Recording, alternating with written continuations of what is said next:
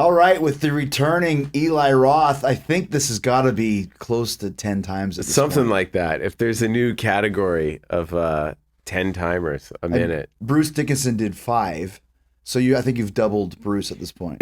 Probably the only thing in my life I will ever beat Bruce Dickinson at because he's so accomplished. But I know as soon as he hears that, he'll want to be the most attended TIJ guest. No. The thing is, the reason why I always have you on is you always have so much going on to talk about. And besides the fact we've been friends for 20 years. Some odd years now. That's crazy, dude. And just to see. And the good thing is we could still play high school students if it was an 80s movie. We still have to do that. I really want to do that. We have the idea. We'll do a fake trailer and we could just do it with us as high school students and not make anything of it. We had the idea of playing high school students and not saying a word about it. Yeah, just completely like it's an 80s movie. Yeah. Like Roddy McDowell and Lord Love-a-Duck, where he's 37 years old and in high school. It's amazing. I just had Robert Romanus here yesterday. He was 26 when he played Damone in high school. No way. Yeah. That is such cheating. Yeah.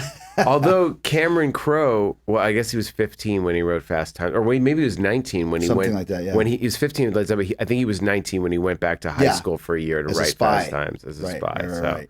But that's what we're kind of saying. We've known each other for so long. There's been such a progression in your career. You too, man. To the point where now you have started your own studio.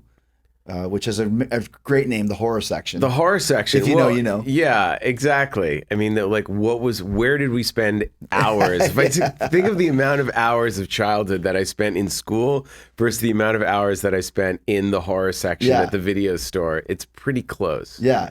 Because part of the fun of going there, and obviously it was like discussing the tapes and looking at the artwork and theorizing on what could be inside that box. Yeah. Like 3 on a meat hook.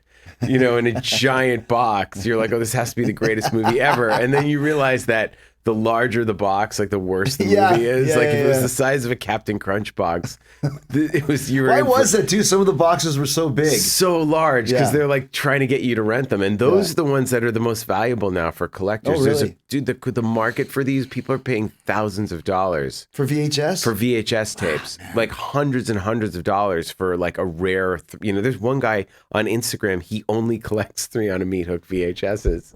Oh my gosh. Every photo is of his collection of 3 on a meat hook. And it's like, I collect 3 on a meat hook. I was like, yeah, respect. If you do one thing, do it really well. But yeah, no, the Horror Section, look, every time I make a movie, there's at some point inevitably this barrier where they're like, you can't do that, or that's too much. And whether that is from the studio, and these are all places that they're well-meaning. They're not doing this in some sort of evil way. But, the ratings board, part of what they do is they work with you. And it's a great relationship. But, stuff gets taken out. Stuff gets toned down because I always want to push it. My instinct and my taste is, always to go like Pieces, Cannibal Holocaust, you know, make them die slowly. That was the most fun, crazy stuff as a kid when you watch a horror movie. That's what you want to see. There's a certain type of cinema that I would call third tape cinema. That is what I want to start pining. The way there was the Dogma 95 movement. And I feel like Terrifier is a third tape movie. Like when you went to the video store, you'd rent Rambo. That was like your number one. Then there was like a 2 tape, like whatever was Bachelor Party or something, Halloween 2 or something that was safe. And then there was that third tape that was just like, Splatter University or Pieces. It was a basket case. It was like what is this? So you're saying you would rent, this would be the third movie you would rent after the first two that you wanted? This would be the third one that you watched. The one you'd kind of throw on at 12:30. Gotcha, when you have your friends over. Your friends are over. You've already eaten like pizza and sugar and you're half asleep and someone's like, all right, let's just throw in that third one. Yeah. And that always... No matter what, that's the one that steals the show. You're like, that was the best thing ever. Like Hamburger, the motion picture is a classic third tape movie or Joysticks or something. Right. You're just like, this is incredible. Why didn't we watch this first? Those are the movies that I like. So I kind of want to make those. And the barrier was always getting them in theaters. You'd always have to make a movie and then go to a distributor. And it's not easy, but now there's a place like Iconic Events, and Damien used them to release Terrifier, and Damien really proved the model that you could take a movie, do it for a low budget, it's unrated. Now, Terrifier is also a unicorn. I mean, it's a spectacular movie made by an incredibly talented director. That's the right movie meeting the moment and the marketplace at the right time. Good point. There's a lot of factors, and it had been on Screenbox for years. There's a lot of things that made Terrifier work. So it's not so easy to replicate, but it doesn't mean that the audience isn't there. I think that the audience, they put it out in theaters unrated, and it made $20 million opening weekend and made $100 million in the theaters worldwide. So to me, that just proved that horror, unrated horror is as mainstream as R-rated horror. And the difference is with R-rated, it's got the official rating, which is what the studios have signed up for. But unrated means you just sort of skip that process. And there is no rule that you have to have your movie rated. You can put a movie in theaters unrated. It's different from NC-17. That's an official rating. And before you couldn't advertise. It's like, why didn't people do this earlier? Well, no one's going to run your ad on TV if it's unrated. But now with, Instagram and YouTube and Facebook, there's a million ways to advertise your movie. So, you just, with social media, you can go directly to the fans. I mean, TikTok doesn't care if your movie's rated or not. So to me, it's about figuring out how can I take an idea, not overthink it, not overdevelop it, idea, write it, shoot it, put it in theaters. Next idea. But what you're doing is you're building IP. You're creating kind of a Marvel for monsters, if you want, like where you're building a library of titles you own. And as I explained to the investors and to everybody, some things pop overnight, like Hostel, and other things like Terrifier take 16, 17 years. People didn't know that Art the Clown started in The Ninth Circle in a short film. And then he's in, All Hallows Eve in 2011. And then Terrifier 1 is 2016. Right. So by the time Terrifier 2 comes out, you watched it, you helped blow that movie up because you saw it on Screenbox and you're like, this movie's insane. Has anyone seen Art the Clown? Who is this guy? And so that's how it, that's what led to the moment of Terrifier 2, which leads to the moment of Terrifier 3. And I think Terrifier 4 will be a phenomenon. It's already like, I don't think Damien's going to disappoint. I think he'll make a great movie and I think it will be a massive hit. So how do you, if you make 20 movies like that, the hope is that one of them should hit. And if it's me writing and directing them, I understand how to do these. I've been making movies for 20 years now, so I know how to do them. And I know how to do them fast. I know how to do them at a price and have them look good and feel like big theatrical events. So the first one is Ice Cream Man. I shot it this summer in Toronto. And we're in post-production now, and it's just absolutely nuts. It's like The Birds, but with children. WWE on Netflix is truly the best thing ever, but there's one catch. Not everybody gets that. A lot of you are still watching WWE the old school way on cable, dealing with boring commercials while I'm enjoying uninterrupted action. Let's fix that with today's sponsor, Surfshark VPN. Surfshark lets you change your virtual location with just a few clicks. Just set it to Canada and boom, you unlock the Canadian Netflix library, which includes all that awesome WWE programming commercial free. And while you're there, you can also check out their other shows exclusive to Canadian Netflix. It's a win-win. Even better, you can try Surfshark risk-free thanks to their 30-day money-back guarantee. And here's the best deal. Go to surfshark.com/Jericho or use code Jericho at checkout, and you'll get 4 months extra when you sign up for a 2-year plan. Again, that's surfshark.com/Jericho to get 4 extra months on a 2-year plan. Huge thanks to Surfshark for sponsoring today's video. Now let's get back to the show. It's crazy. Well, let's talk about this because I just saw today, it was the first look of Ice Cream Man. Yeah. Now, when I first heard you doing Ice Cream Man, of course, I'm thinking Clint Howard, the original Ice Cream Man, but this is not a sequel or a reboot. This is a completely different idea. No, and obviously, no disrespect to Clint Howard, who I love, but I've actually never seen the original. Oh, wow. Okay. Or the 1990s version. It was a straight-to-video. Right. Or it was, I would call it straight-to-video. I don't know if it was made that way. It was not a theatrical release. It came out on video. I had this idea of an ice cream man that comes to town and, poisons the kids and they go nuts and kill their parents. And then I was going to do this after Cabin Fever. And then I watched the movie Who Can Kill a Child? And I was like, God damn, this movie is so good. I'll never top this. But for 20 years, it just sat with me and sat with me and sat with me. And then I was like, oh no, I know how to do it, and I know why to do it, and I'm gonna go for it. And then of course you're like in prep, and then you see weapons, like, oh god damn it, like.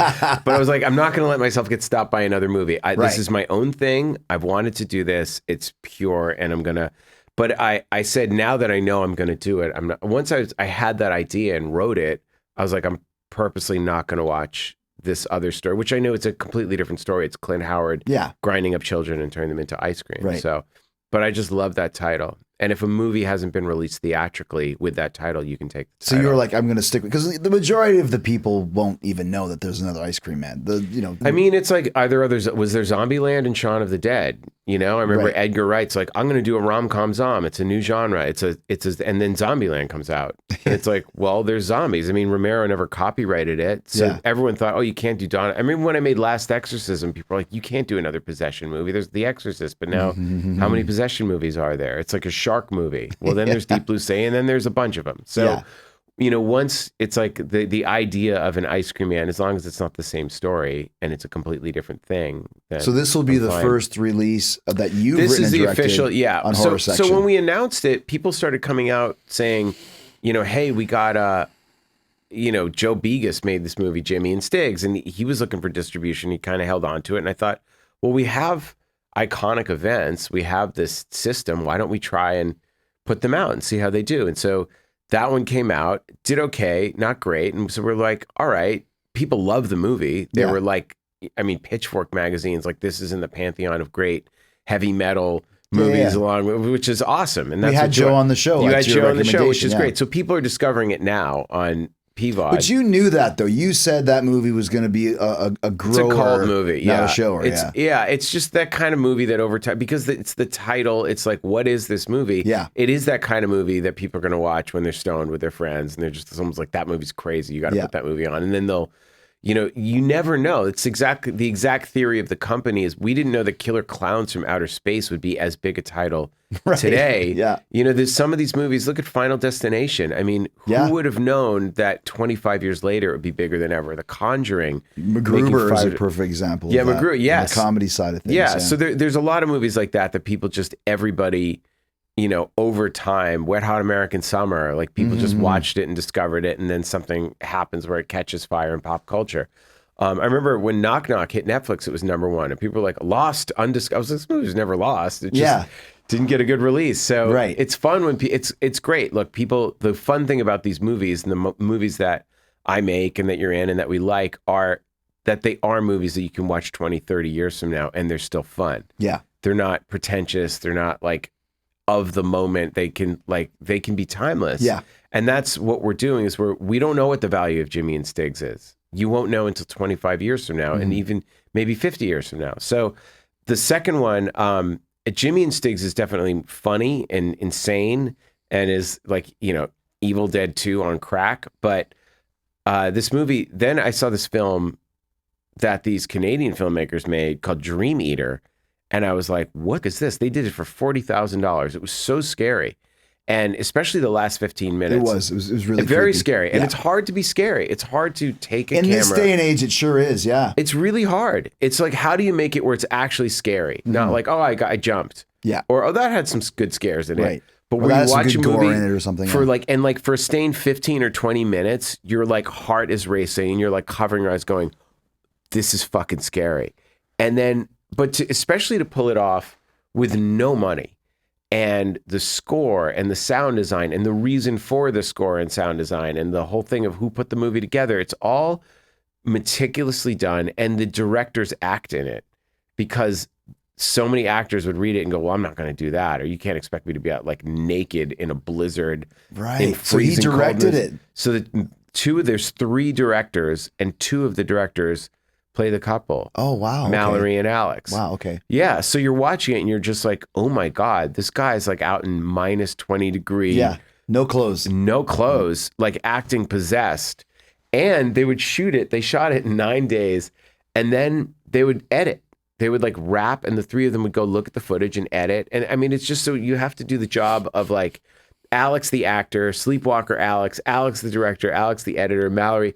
And as Jamie Lee Curtis said, your body, you can scream all you want. You're acting, but your body doesn't know you're acting. So when you're like screaming and in terror, you can mentally say, well, that didn't affect me, but you're still shaking. Like your body you've pushed it to some kind of traumatic place. It's not real trauma, but it's still, your body doesn't know that it's not real. So, it's hard to kind of come down off of those scenes when you're like crying and frantic and like really stressing yourself out. And so, for any flaws that the movie might have, you kind of forgive, like, it doesn't bother me. I'm not looking at that. I'm looking at the creativity. And I thought, let's put this movie out. So the movie made, I think, 120,000 at the box office. It cost 40.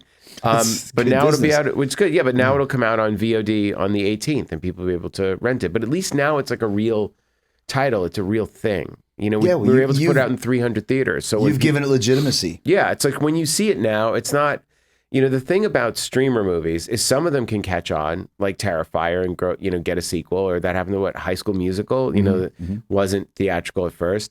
But the majority of them will stay siloed on one streamer. And you'd have to, like, maybe a lot of people saw The Platform, or The Ugly Stepsister on Shudder, but a lot of people don't. They don't know about it. So in a lot of titles of great movies, unfortunately get forgotten about when they haven't had a theatrical release. Even talking about Dark Match, which you enjoyed, that was a Shudder release and never had theatrical, and it probably could have, because when you're talking about it in a violent nature, or there's some that do get Late Night with the Devil, they get the theatrical releases, Dream Eater, Jamie and Stiggs, and that does still give you legitimacy in this day and age. That's exactly it. It's how do you distinguish yourself from the other movies? And how do you say, no, this is worth seeing in a theater when people are watching stuff on streamers? It's very difficult. It's difficult.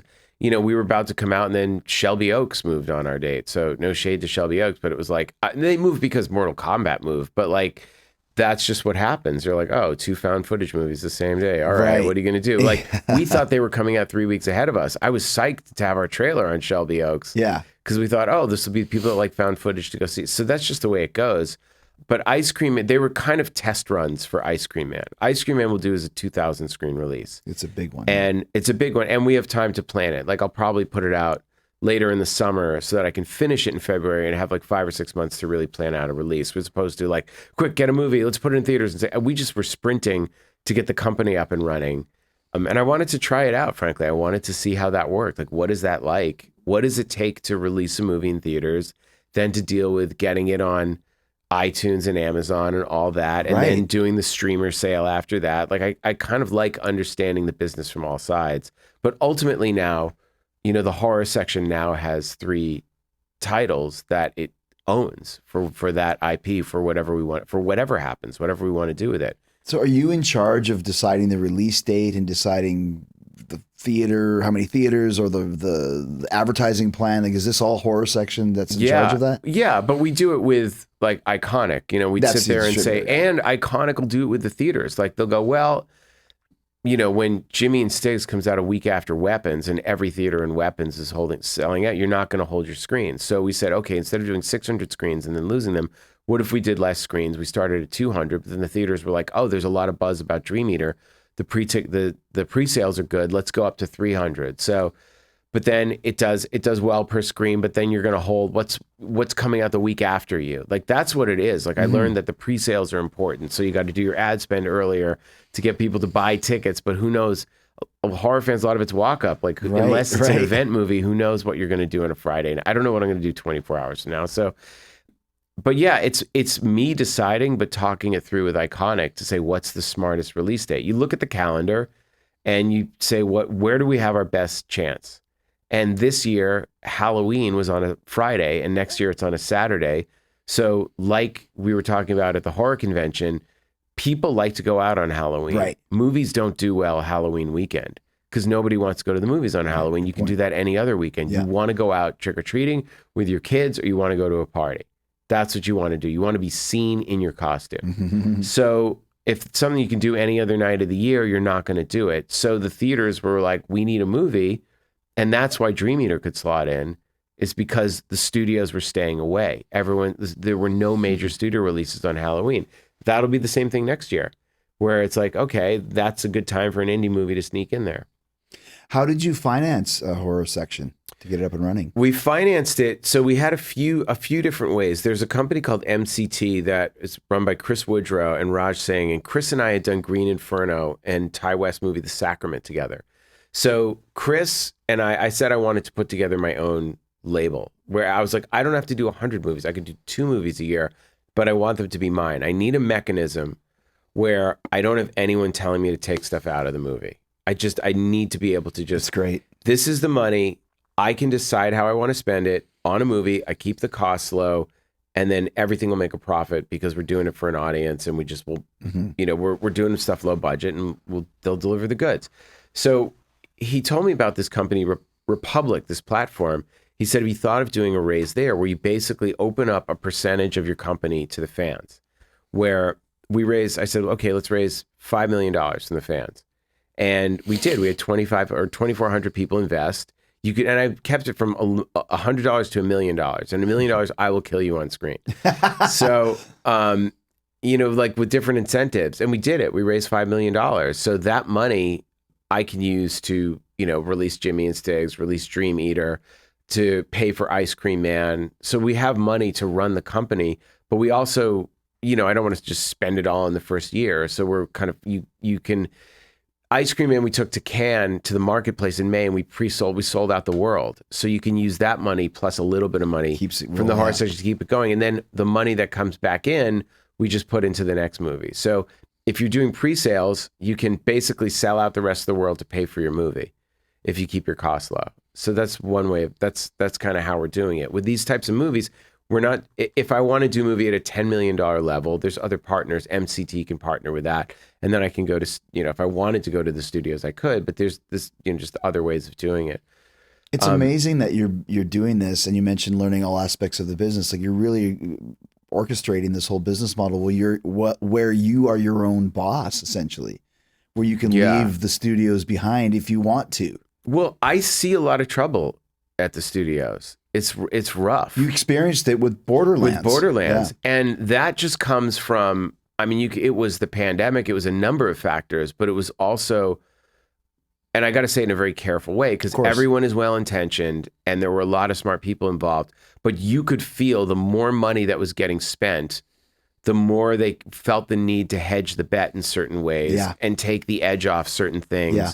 And suddenly they're like, well, this has to appeal to everybody.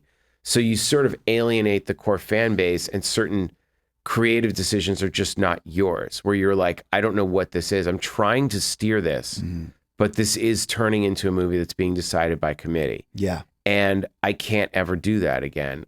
Because it's just too frustrating, because no matter what, you're the figurehead and it is ultimately on your shoulders, and you did agree to take this on.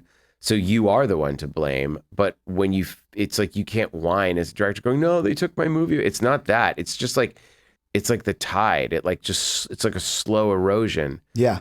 And it just goes where when I'm not producing it, I'm not in control of spending the money. Going, no, we should be doing this. This will get us that. And they go, no, we're going to do it that way because so it's just, and I don't like being in that position where you're arguing with them. Yeah. It's like, well, let's just say this is what we're going to spend and this is how we're going to do it.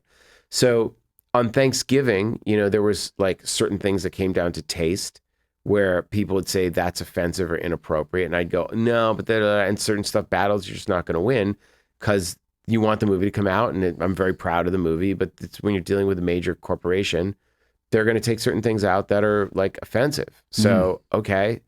Now I can put stuff out where it's like, it's all on my head. Like, you're either going to be a hero, or you're going to get the guillotine, but like, you live or die. But if you do it at the right price, then who cares?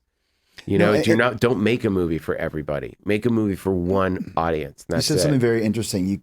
That you're making a movie by committee. And as we know, as a creative person, whether you're making a movie or you're, writing a song or whatever it may be, you cannot do something by committee. The creative person has to be the point man, or else the vision becomes diluted. No, it's not a democracy. It's a full dictatorship, but you have to be like a smart leader. Yeah. You have to surround yourself with generals that will help you win the day, but also are going to tell you if they think you're going off the rails. Yeah. And it's got to be someone whose taste you trust. If you're doing something like when I'm sure you had a million crazy ideas in wrestling. Of course. And there were like some people like, okay, sometimes you're just going to go do it. And that becomes the new standard. Like you've been a pioneer in so many ways.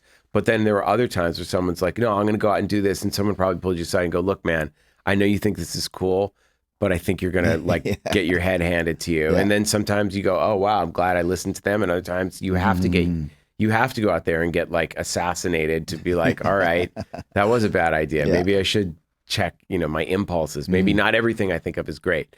So I think that, part of it is trusting your own instincts, but also you have to be completely headstrong and just go, this is the way it is, guys. This is what we're doing. And this is how we're doing it. And that's what people are signing up for. People want to see a movie. People that are investing in the company and that are buying a ticket will like my films. So that's what they're coming to see. So they don't want to see the like sanitized version of that. Right. Unless you're like saying, no, I'm making a kid's film. No, I'm making an action film. Like I had an amazing experience at Amblin and Universal with House of the Clock on its Walls because it was about the limitations. Like how far can we push a PG? I don't want it to be PG-13. I want it to be spooky, not like scary. So that was the fun, was doing that with with Amblin. But that was like that was the sandbox we set ourselves up in. This is, okay, we're going to do it at this budget limit. And how crazy can we go? And what can we get away with taste-wise? You know what I love about this is that, like, we're both big music fans. And if you go back to Hostel, when it came out, it was revolutionary. Torture porn, they called it. It was the most gross, disgusting movie in the best possible way. It wasn't like it was a genre movie, like, Salo or something. It was just a really cool, gross movie, and you kind of set the standard. You were Metallica on Kill 'Em All, and as you go through the corporate levels, suddenly Art the Clown comes up there and he's destroying, there's a whole new Art the Clown level of gore. Now you can take it back and, you did your Black Album, you did your Load. Now you can go back to doing, the Death Magnetic by doing Eli Roth, what we want to see, thrash metal Eli Roth again, because you have no rules. And I know your mind works in very twisted ways. And now you can go as far as you want, just the same way that Damien is doing as far as you want, and letting people know that Eli Roth is still sicker than all of you. Yeah. Well, there's always a bit of a competition. I remember you make Cabin Fever. Yeah. And then you see Saw and you're like, okay, hang on. Hold my beer. Let me do that. And I do Hostel. And then those guys see Hostel and they do Saw 2. I see Saw 2 and I do Hostel. And we're all friends. So it's fun. And then we got to the point where we had to divide up body parts. When I was doing Hostel 2 and they were doing Saw 3, we're like, let's at least say what we don't have to say what we're doing. So I called Lee and James and he's like, oh, I'm gonna do this thing, Angel Wings, and this person gets their piercings. I'm like, you're ripping out a piercing? He's like, yeah. I'm like, all right, that was my big, all right, I won't do that. I'm like, you guys cutting off a dick? They're like, no. I'm like, okay, look, you're doing that? I'm like, yeah. I'm like, well, okay. That's like in wrestling, though. Are you gonna do a power bomb? Yeah. Okay, I won't do a power bomb. Like you guys work it out before. Of course, yeah. So when I saw what Damien did and what he did with art, I was like, oh yeah, okay. Ice Cream Man. I'm not going to put any limits. I'm not going to stop myself. I got so used to that mode where you're like, how can I get this into an R? How can I get this one by the studios? Where I just thought, I'm just not going to do that. What is just so horrible? I go, I can't believe. And people read it and they were just like, are you really going to do this? Are you actually going to make this movie? I'm like, I am. Like, how are you going to do it? I'm like, I don't know. And I remember, reading about, Spielberg talking about Saving Private Ryan. It's like, he didn't know how he was going to take the beach at Normandy. They just started going. He's like, okay, let's at least make it to the wall. Now we got to the wall. Now we got to get over the wall and get to there. Now we got to get the machine gun. And each day it was just like them figuring out the battle. And I was like, okay, I'm going to make Saving Private Ryan with children. How am I going to get from here? The kids have to get from here to there. What are the obstacles I'm going to put in front of them? Okay. Someone's chopping off. What if you chopped off someone's hand with a paper cutter? Because I used to joke about that in school. You take a fake hand, but what if they really do that to a teacher? All of us have thought of that. Of course. Yeah. But then what if you played tag with the hand? That's what it that's the movie. It's because they're kids. Yeah. So you wouldn't just chop off a hand. You'd have to cut off a hand so you could play tag with a hand. They're playing hand tag. You're it. So it's like that. It's like, how do I do something, but then make it just so perverse? So you're thinking of ideas what if kids were playing jump rope with the teacher's intestines, but they were just having the best time.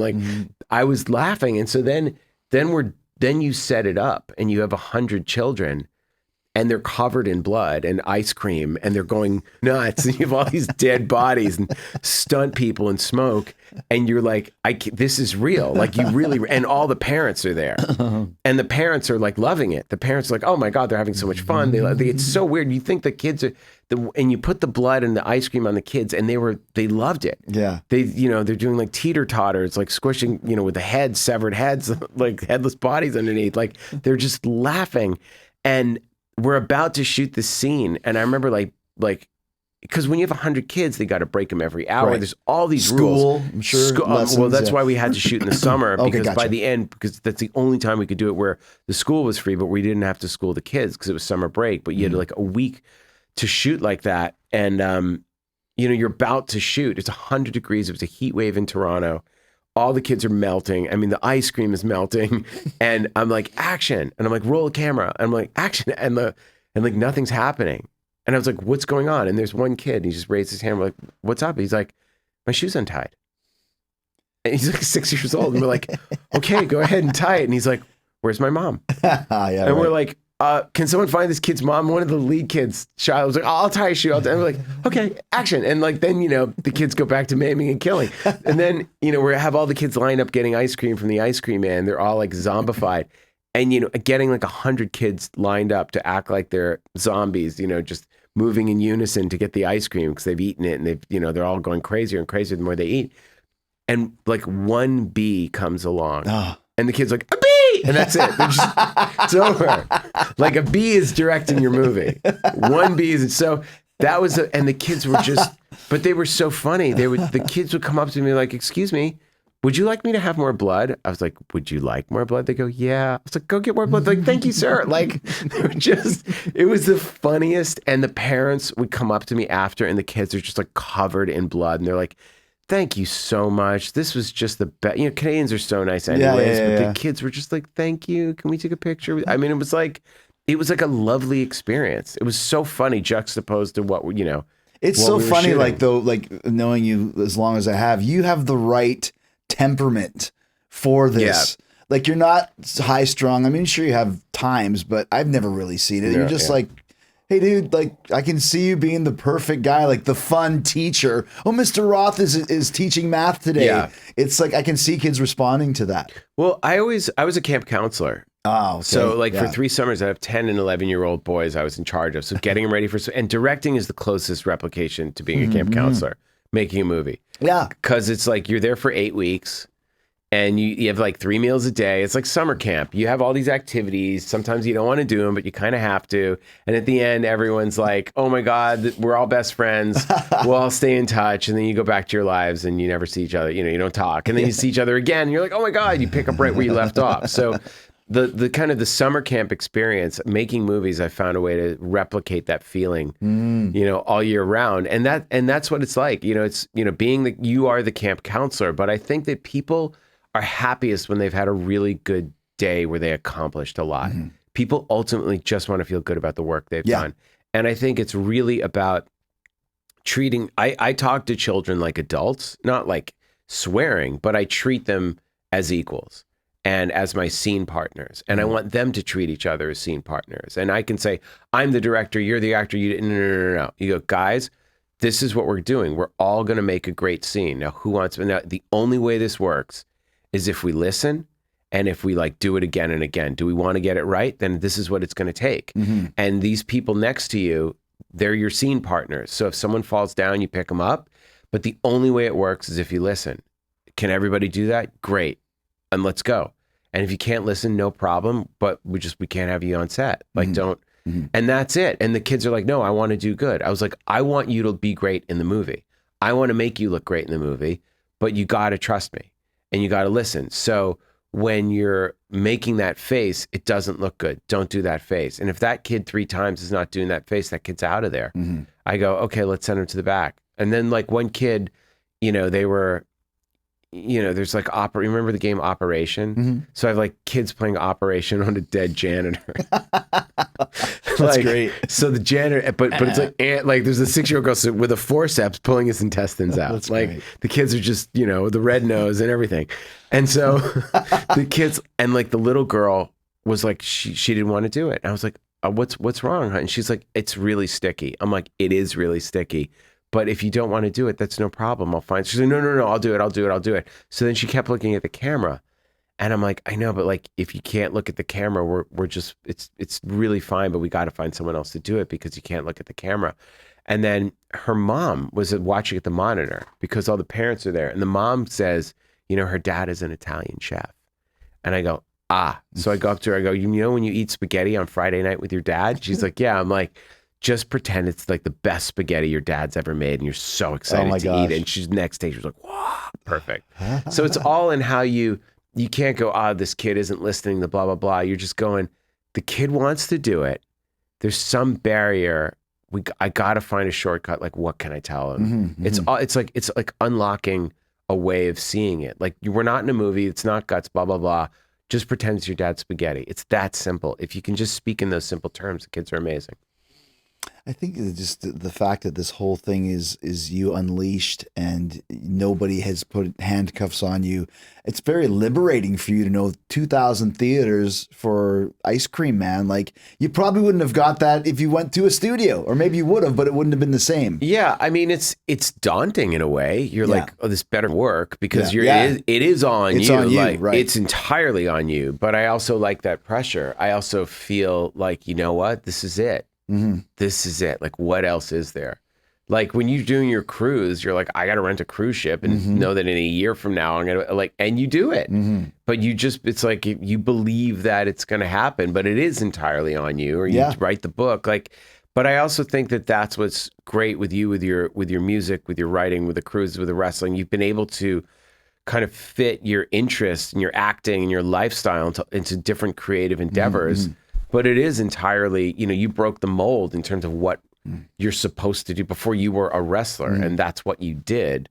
And it's like, oh no, that's Chris Jericho. He wrestles, but he's a musician and he's this and the podcast and and a father and all these other things. So I think that our generation, when we grew up, we weren't told, no, you can only be one thing. It's like, we were told you can do anything. And then we did it and we're like, we almost do it because we don't know that we can't do it. Yeah, exactly. You're just like, all right. Well, that's how you do it, though. You just go for it. Just do it. And also you do it out of necessity because no one else is going to do it for you. I didn't know how to write a movie, but I was like, no one's going to write one for me. The only way to direct is if you write it yourself when you're starting out. No one's going to be like, oh, this is my script. Let me just give it to this person who says they want to be a director. You got to direct in order to direct. It's this weird thing. Now you can make short films. You can shoot them on your phone. You can post them on social media.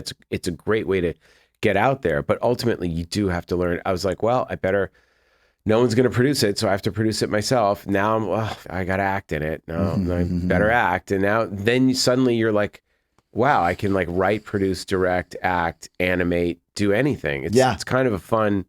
It's a great feeling. It's also great to be at this point now where you've attained, we've put in our 10,000 hours, but I also feel like, okay, now is the beginning. Everything was sort of a warm up to now. Right. Now I need to master distribution and start getting into live events and a few other things, other announcements I got coming up. But it's pretty cool. You know what I like too is you've come to the point now where it's Eli Roth presents. Roth presents Dream Eater or Jimmy and Stiggs. You've become like your name attached to it is kind of the epitome of horror. I mean, that's something that's very cool to see because when you did Hostel, it was Quentin Tarantino presents. Yeah. Now you have risen to help other young directors become something like he did for you. Yeah, no, I mean, it was everything to me that Peter Jackson gave me the quotes on Cabin Fever, and that Quentin put his name on Hostel as Quentin Tarantino presents and came on as exec producer. When you're a young artist, it's like having, you're doing a metal album and like, what if like one of the great producers comes in and produces Martin Birch. Bob like, Rock, what if Mark Birch came in, or whoever was doing Nirvana was like Butch Vig. Yeah, Butch Vig. Like, you'd see these names on these albums and you're like, wow, okay, or Brian Eno or one of these, amazing producers. But yeah, Martin Birch, if they came in and produced it, or obviously George Martin is the greatest, but like, you think about what they did or what David Bowie did for Lou Reed, or when someone's an artist that's starting out, to have another artist go, no, pay attention. I can help you up your game and I'm going to teach you. It's like when a rapper produces, a young rapper and it's like, it's so interesting the work that comes out of it because they can show you the ropes, they can teach you things and push you to be your best self. And that's what Quentin really did. He held me to such a high standard that you're like, I don't want to let him down.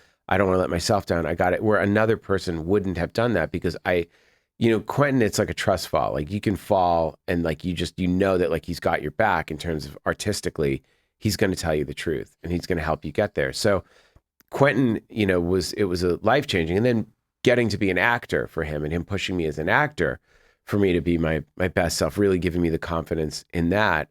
There's no one like him. And also, when everyone said he was crazy or whatever, like, he doesn't listen to anyone. He just does what he wants. I mean, everybody wanted that role of the Bear Jew, and he's like, no, it's Eli. Or, he's like, after Kill Bill comes out, he's like, no, Hostel, I'm going to put my name on it. And it also, for him, gave him a certain level of credit. Like, he loved it too. He loved that we both hijacked pop culture and just took over, that it was the two of us, like gangsters, just came in and with this hit movie that everyone's like, what is this? Yeah. Everyone was shocked. He's seeing it in a sold out theater in Times Square where people are going crazy. And he tried to get, Dimension and Bob Weinstein to buy it, and they wouldn't listen to him. And then Bob Weinstein went and seen it, was like, damn, you guys were right. This is what people want, this level of crazy. So, the fun thing is, I would still do it if Quentin wanted to put his name on a movie and say Quentin Tarantino presents. It was like, I would do it in a heartbeat. Of course. Because I love him and it would be so fun, and why wouldn't I? It's just like, but now it is nice to be able to do that for other directors. And I think that's important, is when you acquire knowledge to a certain extent, I do think it is your responsibility to pass on that knowledge to the next generation. I mean, Ryan Holiday just wrote a book about wisdom that I just read, where he was talking about some of the great coaches that went on to mentor junior coaches that then went on to beat those coaches. And that's just part of it. That is the natural cycle, is that you're basically, training someone who will be your competitor, but you're proud of them. Yeah. You're really like happy for them. They're going to beat you for a job one day. It's John Watts is going to do clown, and then he's going to be doing Marvel movies, and you're not. That's okay. And that was his path. That's what he wanted. Yeah. But that's he should be doing that, because that's John's gift. And you're happy that you helped him get his start, and now we'll work on other stuff together. So, even Damien Chazelle wrote the sequel to Last Exorcism. Probably should have had him direct it, but he took that money that we paid him to write the script, and he made the short film of Whiplash, which became Whiplash. So Dave Bautista, when we put him in Man with the Iron Fist, which is what got him Guardians of the Galaxy. So it is nice when you can help someone at a moment when they need that extra push. But now with Jimmy and Stiggs and the Dream Eater team, you can help get their movie into theaters, and others will see them in a different way. They'll go, oh, wow, your last movie was a theatrical release. Like, whatever it did at the box office, obviously, if it's a big, that's the thing, is if your movie doesn't do well, but the movie's great, you can survive it. If the movie doesn't do well and the movie's bad, that's when you take a hit. Like, sometimes people will watch it and go, yeah, that movie didn't make a lot of money, but the movie is awesome. Right. It's sort of not their fault. It's like it didn't hit for whatever reason, but the movie's undeniable. And those are the movies I like and that I want to champion, where you look back and you look at the people who I've had that, that moment where I went them, and other people went, why are you casting that person? That was Ana de Armas in Knock Knock. That was Cammy Marone in Death Wish. Addison Rae in Thanksgiving. The people were just like, other people would have been safer choices. Then in Last Exorcism, it was Damien Chazelle. It was Bautista in Guardians backing RZA to direct, and Bautista Man with the Iron Fist, backing RZA to make Man with the Iron Fist. So John Watts and Clown. So, it's nice when you look back and you have, and then Thanksgiving, or Nell Verlaque. I was like, she's going to be the lead. Now she's doing a show with Kevin Kline. So there's, there are moments where there are people that they're just like, why are you casting that person? This is going to be a safer choice. And you go, no, this is it. This is who I'm putting. Ariana Greenblatt in Borderlands. A lot of girls wanted that. And I was like, Ariana's pre-Barbie. Now Ariana's in Now You See Me 3. She's blown up. She's on the cover of Cosmopolitan. Why did Quentin insist on you playing the Bear Jew in Inglourious Basterds? Because you hadn't done a lot of acting besides that. He loved me in Cabin Fever. And that was, again, casting out of necessity, because Michael Rosenbaum was on Smallville. I wrote it for him, and he got too busy, and so I did the part. And then he loved it, and then he put me in Death Proof, and he loved my performance in Death Proof as one of the douchey guys at the bar. The bar, yeah. And he's like, you understand my dialogue, you really get it, and then I knew that he was writing this part of Inglourious Basterds, and he was talking to me about it, and it was a Jew from Boston who goes to kill Nazis. I'm like, dude, that's me. I grew up in Boston. I can do the Boston accent I grew up around. I was like, I know it. So, and then he's like, man. And so we would read it, and he just kind of had it. He sort of had me in mind for it. And I didn't know this, but when he was auditioning people, he was auditioning them against me. Like I had the part. Wow. I think he wrote it for Sandler, and then Sandler became unavailable. And then it started thinking like, well, who else could I do? He's like, oh, it's got to be Eli. That's great. And then he's like, I kind of want Eli to do the part. When I wrote Hostel and he read me the Hitler scene, he read me the bear juice scene of Inglourious Basterds, and I was just like, he read it live and he acted out every part. It's like I got the Quentin Tarantino live radio theater, in front of me where he's doing every single voice. I'm like, your Hitler's great. It's like, I do really good Hitler. That's good Hitler. I'm like, your Hitler's amazing. So we had while we're like reading Hostel, he's reading me Inglourious Basterds. You're like, are you kidding me? Like, come on. So he reads me the bear juice scene, and he's like, who do you think would be great? Adam Sandler. We've never seen him as a badass. And then sort of pre-longest yard Sandler.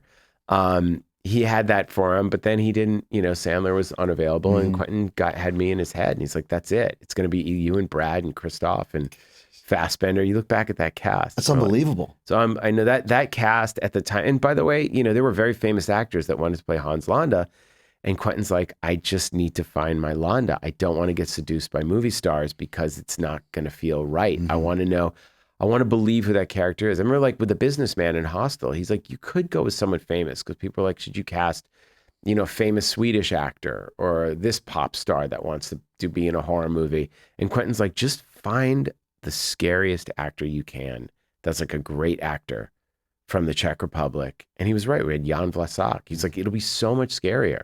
I don't want to know who that guy is. Right. You don't know who he is. He's like, that's a Christoph. He's like, that. He goes, if I can't find Landa, the movie's not going to work. Right. And then Christoph came in, and that was it. So the Quentin was spending his own money. He spent, I think, $2 million of his own money in prep, getting the movie up and running without finding Landa. So that he has those nerves of steel. And that was coming off. But you have to have that with Death Proof. Yeah, you need like this total insanity. I always say it's like a faith. It's a faith-based industry that you just do it and then like hope to God it works. Just like praying to God. It's in God's hands now. It's in God's hands because it really is like you just have to feel. You have to have this crazy belief that you are channeling some sort of, you're tapping into some creative thing that exists and it's flowing through you, and you just have to put it out there no matter what. And if you don't do it, you're denying your existence. And if it comes out and it's a hit, great. And if it comes out and it doesn't work, too bad, but at least it's out there. Like you have to live for that moment of, if I never do anything else in my life, if they take away my directing slate and this is it, I got to do it. And this exists. And I put everything I had into it. And that's all you can do. We can only control the process, not the results. So when I was a kid, when I was younger, I thought that I could control the outcome. You'd think, well, we've got to do this internet ad, and I've got to do this interview with this website, and I've got to do the commercial. And you do have to do all of those things. But ultimately, I remember Kurt Russell, after Grindhouse bombs, like, it doesn't matter, this press. He goes, I did every interview you could imagine for Grindhouse. Nothing. I didn't do a single interview for Sky High. It's a big hit. Why? I don't know. Right. Some movies work, some movies don't. It's either in the air or it isn't. David Lynch said the same thing. He's like, some movies are hits, some movies aren't. Like, you can't manufacture it. So all you can do is do the best work you can, and the rest isn't up to you. Talk about your performance on Euphoria, which is a big deal that Eli Roth. Euphoria, Eli Roth on Euphoria. Very exciting. Season 3. I am the new face of Gen Alpha. This is it. Get used to it. You'll be seeing a lot of this on TikTok. Yeah, no, look, Sam Levinson is the best. I love him. He's such a great director. I was such a fan of the show. And we did a show together called The Idol. That was a very maligned show, very unfairly. I thought the show was hilarious. I loved it. We had a great time doing it. People got mad at the show. They did not like it, but there was a lot of issues on it. But what was it about? It was about, like, it was with The Weeknd, where he's like kind of takes in this pop star and sort of starts Svengali-ing her a little bit, and starring Lily Rose Depp in The Weeknd. But it was a amazing, wild, fun experience shooting that. There were only 5 episodes. We had a great time, and I was like the head of Live Nation. named Andrew Finkelstein. So I just got to be this obnoxious billionaire, which was so fun. And we shot it all at the Weekend's house. And we were just laughing. I mean, we'd yell cut. We were just like having a great time doing it. It was just like it was like a circus, but it was so much fun. I loved everybody on it. Rachel Sennett, who's got her new show, I Love LA, was on it. And Hari Neff. So Sam's like called me and he's like, I got something for you. I'm like, all right, what time? So just be there Monday at 7:30. So I don't want to say anything more about it, but we had a great time. I loved it. You know, you're just there with like, you know, Zendaya. It's like, it was so fun, but it's with Sam, it's easy. And he's shooting on 65 millimeter film. So it looks spectacular. It's incredible. It's going to look amazing. So it seems you get as much acting as you want to do, but directing is still your biggest Directing passion. is it. But then there are directors like Sam or Ben Karen who, you know, he's made this movie, Night Always Comes, with Vanessa Kirby, based on this book. And they're like, there's a drama with Vanessa Kirby, and there are these different chapters where Randall Park's going to be in it, Julia Fox, where she's sort of, it all takes place in one night. Zach Gottsigan, who is in the Peanut Butter, he's Down syndrome. He was in the Peanut Butter Falcon. He's playing her brother. So it's Zach and Vanessa's producing it, and Ben Karen, who directed The Crown, but he also directed the season 3 finale of Sherlock, the Benedict Cumberbatch Sherlock, which I love Sherlock. The Martin Freeman Cumberbatch Sherlock. So, and Ben's a terrific director, and they had this really great part of this kind of like very up guy who's having this very weird party in the middle of the night, and she shows up, and you know, it's shot at night, and he just is like pushing until she fully snaps and goes crazy on him. And it's a very uncomfortable, very creepy scene and very dark. And I thought, God, this is great. Like, what a great opportunity to act opposite Vanessa Kirby, who's such a powerhouse. And, you know, I had first seen her on The Crown, you know, as Princess Margaret. And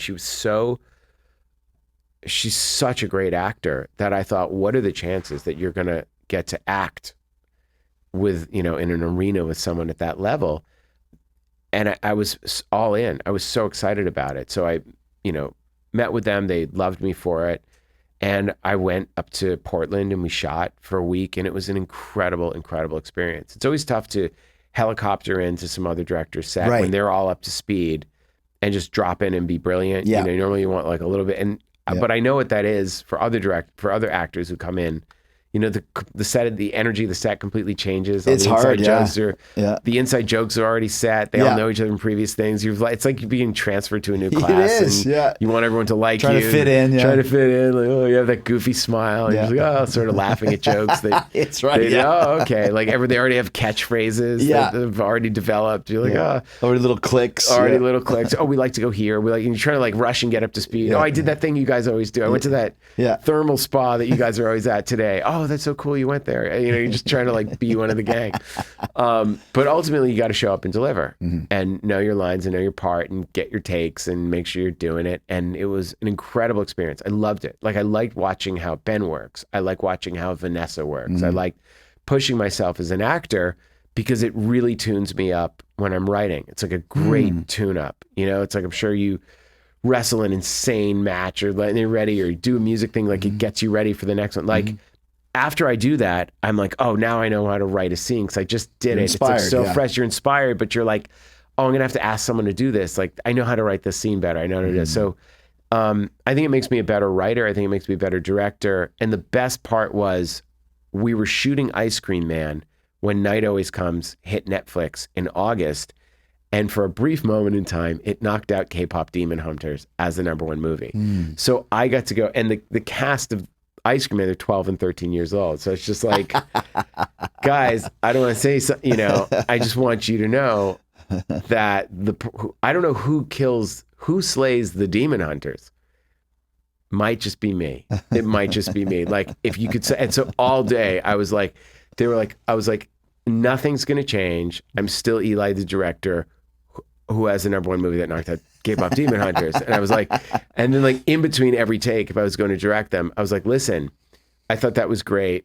It reminds me of this thing from this movie I did. That's the #1 movie on Netflix right now. It knocked out K-pop Demon Hunters, but I just want you to try it. Like they're like, I couldn't, like every sentence, I was just like, listen, it's getting a little awkward. because you guys keep bringing up how I have the number one movie on Netflix that knocked out K-pop Demon. Like, it's just, so if you could just stop saying that I have the number one movie that knocked out K-pop Demon Hunters, we could probably get through today without it being weird. You guys stop making it weird. I was using that when Terrifier 3 was the number one movie in America. It's the best. Remember that time I was in the number one movie in America? Oh yeah, it's today. I remember that. Remember that? Remember this morning? Remember right now when I was the number one? It's so fun, especially when you're like, you're the director, you're the one in charge doing it. And the kids are like 12 years old and they were just like, oh my God, we're going to have to. Like, as we start to wind down, what's going on with Thanksgiving 2? With Thanksgiving 2, we are doing some polishes on the script. There was kind of a second act issue that Jeff and I were having. We just kept going around in circles trying to figure out how to get through it. And then actually another writer team had a really good idea.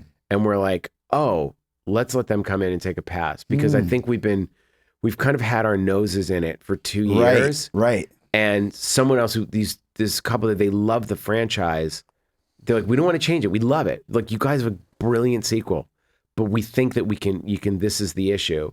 And we're like, yeah. But that's cool to collaborate with people with outside views. I mean, that's part of being a true professional. I never even considered it. Yeah. But now, but my theory has always been best idea wins. Of course. I mean, like when I had the idea for Ice Cream Man, I wrote the story 21 years ago. My friend Noah, who's my best friend, I did Chowder Heads and Rotten Fruit with. Noah, my oldest friends from 7th grade. Noah wrote a draft of it, but it was his first script, and it was like not. There was a lot of issues with it. He wrote it to be a $40 million movie. I'm like, we can't blow up the school. It's not going to, he was like, why not? Because that's the entire budget of the movies if we explode in elementary school. Yeah. So I kind of went back and I rewrote it, but then I sort of wrote the new one, but then I went to Noah now and I was like, why don't you rewrite this from my rewrite now? And it was so funny. It was so much funnier. I was like, just bringing in Noah's perspective on it.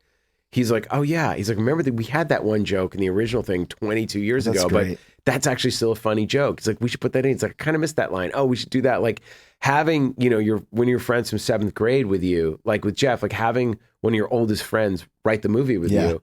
And I was like, no, we'll get him in the Writers Guild and it'll say written by, Eli and Noah. And like, let's do that. Like, it's so fun. Best idea wins. Yeah. I mean, we had like, a crew member can come up with an idea. Right. Like, what if that happened? That would be sick. And I go, we're doing that. They go, really? I go, yeah. No, that's a good idea. A good idea is a good idea. It can come from anywhere. So the plan is for the script to get done this year and then for us to prep in the spring. I want to shoot it in the spring. And that'll be a studio movie, will that be horror section? No, that'll be a studio movie. Okay. They know that, look, when I started horror section, I was like, there are certain things that I have set up beforehand. Maybe I'll be able to move. Maybe there's a way to make horror section part of it, but right now that would just be Thanksgiving 2. It's its own thing. Last few questions. So after Dream Eater and Jimmy Stiggs and Ice Cream Man, what do you have other movies in the chamber that you're thinking about for horror section? Yeah, I want to do. I want to do this movie with Snoop Dogg called "Don't Go in the House, Bitch." Gosh. Based on the fake trailer that was on Jimmy and Stiggs. You can see the trailer. I mean, I've always wanted to do that as a horror movie. Like, I always just laugh, like, don't go in the house, bitch. Like, just thinking of audience members talking to the screen and how all the stuff we used to say, like yelling, like, don't go in the house, what the fuck you doing? Like, but what if there's an entire movie of that and people just keep going in the house and just those horrible, horrible things happen, but people just keep going in and they're just like, am I crazy? Don't go in that, like, I love Don't Go in the House movies. I love Don't Go in the House as the movie, right? The old movie, and I love Hauzu, the Japanese haunted house film, and I love House with William Catt and Richard Mall. So anything that's just your haunted house movie where just like very tough things happen, I'm all in. And of course I love House by the Cemetery, Fulci's House by the Cemetery. Classic. So if I can make a movie that's like a weird smoothie of all of those films with Snoop Dogg, why not? Well, that's what you based Thanksgiving on, was a trailer. It was a fake trailer. And now I can do fake trailers and put the fake trailers on movies and then just make movies out of the fake trailers. The piano. The Piano Killer. The Piano Killer. The Piano Killer. The one I really want to do that I'm most excited about. I'm going to announce it. I'll announce it. Like, I really want to do, I'll do it as a fake trailer, but I have time to do the movie. I want to do Leap Year Massacre. Oh my gosh. What is that? And just release it where it's like, for 365 days of the year, you're safe. put on the 366. Ah! It's just a killer. Every 4 years. Every 4 years. And there's a cop who's trying to track him. He's like, that son of a bitch. I've first been tracking him since he was 4 years old. Next time he was 8, or like now he's going to be 23. Like this, and it's a cop who's like, but the cop has been trying to stop this killer forever. He's like, he's got to be 21 years old by now. I'm going to get him this year. Like, I got to get him for his his 20th birthday. He's going to it's just a cop. It's just Leap Year Massacre. It's just on February 29th, he just goes ham and just kills everybody. Last question for you. What do you feel is your most underrated film? Wow. Oh, look, I don't know because I'm so close to all of them, but I have a special place in my heart for Knock Knock. I was going to say that, yeah. Knock Knock, people, it has endured. There's a 4K we just put out through Lionsgate. If you go Lionsgate Direct, we did a beautiful remastering, but I rewatched it when I was remastering the 4K and I thought, man, this is a different type of movie for me, but this really turned out great. And it's really the performances. It's Lorenza, Izzo, Ana de Armas, and Keanu are so good in that movie. And it is like this chess match where each person, they do these little moves. They're just these tiny little micro bad decisions you made, rash. No, I'll be fine if I do this. And they're slowly, their mouths say no, but their feet say yes. They just are both walking towards this, I just saw the original with Death Colin. Game. Yeah, with Colin Camp. Death Sandra Game. Bullock. Yeah, amazing. I had no idea that you had based Knock Knock. Well, it was Death Game was a lost movie. It was an abandoned film. Really? Okay. It was a lost movie. It was an abandoned film. And part of the reason we made Knock Knock was to help clear up the rights so that they could re-release Death Game, because I thought Colleen's performance is so brilliant in that. It's such a sexy, dark, so dirty good. movie, She's like 19 or 20 when she did it. Peter Traynor made such a great film, and it's a lost movie. And I thought, this is the perfect movie to remake because no one has seen it, but maybe by remaking it, we can get the original out there. And Bob Morowski at Grindhouse, we got all the rights, we got everything cleaned up. He releases it, and now he does theatrical drive-in releases with Knock Knock and Death Game. And Joe Bob did Knock Knock and Death Game, and that was the idea, was to pair them. And now we're working on doing remakes because the idea is it's 2 girls, 1 guy, and you could do it in any language, in any country, in any era, and they show up. The fantasy one night completely ruins your life, destroys everything. Yeah. And that, to me, was about the fear of marriage, that you can do everything right forever, and then you just give into temptation and you can throw it all away. Yeah. That was always very powerful to me, how quickly you can completely ruin your life. Well, dude, it's great talking to you, man. Always good, and man. I'm excited for Ice Cream Man to see the return of the batshit crazy it'll be next Eli. summer, but in the meantime, the 18th, Dream Eater is out on VOD. And then in January, I think January 13th, we're going to have the Cabin Fever 4K Super Deluxe Edition. We're really excited. I might just be blowing that announcement. I don't know when they were going to announce it, but you heard it here first. It is remastered from the original negative lovingly with a whole new documentary that we're doing with all the cast and a ton of stuff that has never been seen before, like old interviews, anything archival. Like it's going to be the definitive Cabin Fever Director's Cut 4K. It looks amazing. Well, it's inevitable. You'll be back on Talk is Jericho probably to talk about that one next. See you in 2 months.